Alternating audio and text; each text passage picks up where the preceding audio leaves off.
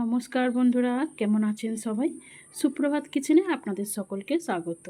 বন্ধুরা, আজকের রেসিপি আমার পাঁপড়ের তরকারি। আলু দিয়ে পাঁপড়ের আমি নিরামিষ তরকারি বানাবো, সবজি বানাবো। তো প্রথম থেকে লাস্ট পর্যন্ত ভিডিওটি দেখার অনুরোধ রইল। তো চলুন বন্ধুরা, দেখুন এখানে আমি সব কিছু মশলাপাতি নিয়ে নিয়েছি। আর এই যে পাঁপড়টা আমি এখানে নিয়ে নিচ্ছি, পাঁপড়টা ভেজে নেব।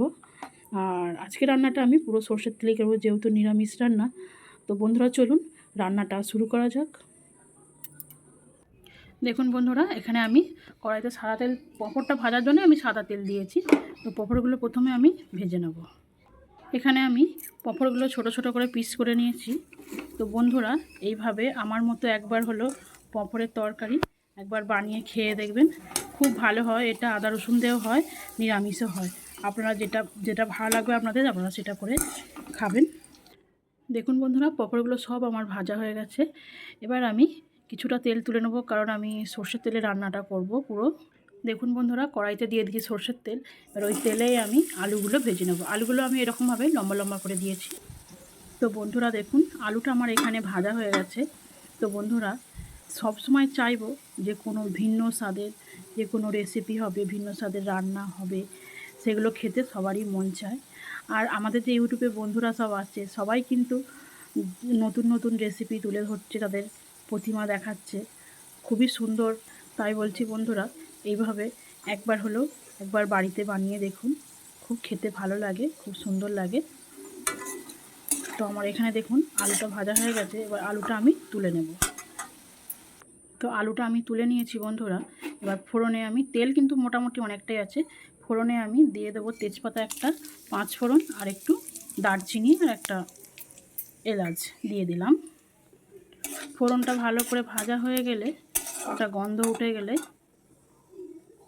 যেহেতু নিরামিষ রান্না, সামান্য একটু হিং দিয়ে দেবো। এরপরে দিয়ে দেবো মাঝারি সাইজের একটা টমেটো, সামান্য একটু নুন দিয়ে দেবো। তেলটা যাতে চটপট না করে, একটু হলুদ দিয়ে দেবো।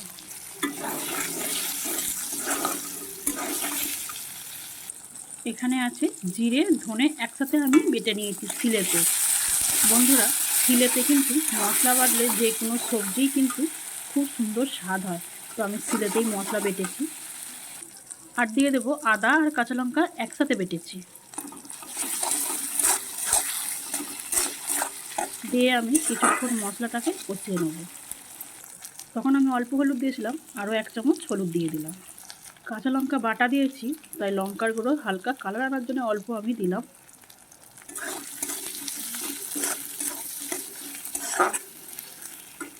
সামান্য একটু মশলা ধোয়া জল দিয়ে দিলাম, মশলাটা যাতে পুড়ে না যায়।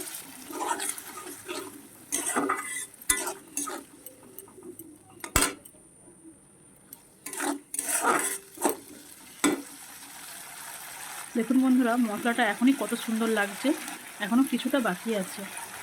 দেখুন বন্ধুরা, মশলাটা আমার সম্পূর্ণ হয়ে গেছে। মশলা হয়ে যাওয়ার কারণ হচ্ছে, আমরা যে বুঝতে পারি, যারা রান্না ঠিক করতে পারে তারা জানে, তেল ছেড়ে দিলেই কিন্তু মশলা পুরোপুরি হয়। পুরোটা তেল ছেড়ে দিয়েছে।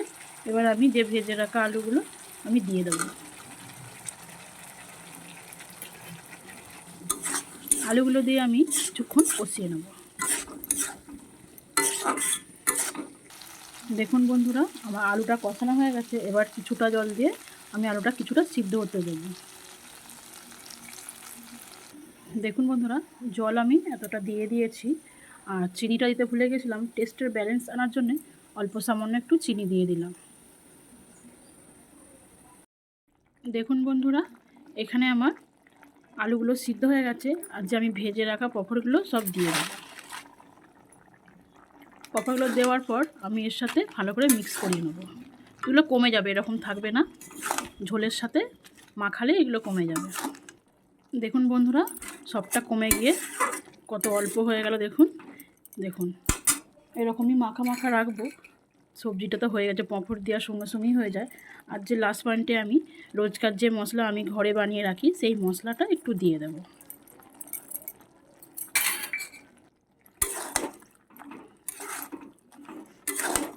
ব্যাস, হয়ে গেল। আর যেহেতু নিরামিষ রান্না বন্ধুরা, আমার ঘিটা একটু ঠেকাঠেকি হয়ে গেছে, আমি দিচ্ছি না। আপনারা চাইলে একটু ঘিও দিতে পারেন নিরামিষ রান্নাতে। আর না দিলেও হবে। গ্যাসটা আমি এখানেই অফ করে দিচ্ছি। তো বন্ধুরা দেখুন আমার পাঁপড়ের তরকারিটা কমপ্লিট হয়ে গেছে। গ্যাস আমি বন্ধ করে দিয়েছি। তো আমার এই রেসিপিটা যদি ভালো লাগে বন্ধুরা, আমার চ্যানেলটাকে সাবস্ক্রাইব করবেন, লাইক করবেন, কমেন্টস করবেন, শেয়ার করবেন বন্ধুদের সাথে। যারা আমার চ্যানেল নতুন দেখছেন তারা আমার চ্যানেলটাকে সাবস্ক্রাইব করে রাখবেন, তাহলে পরবর্তী ভিডিওগুলো দেখতে পাবেন।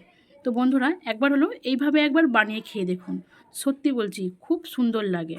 তো নতুন নতুন রেসিপি একবার হলেও বানাবেন। তো ভিডিওটা আমি এখানেই শেষ করলাম। ধন্যবাদ।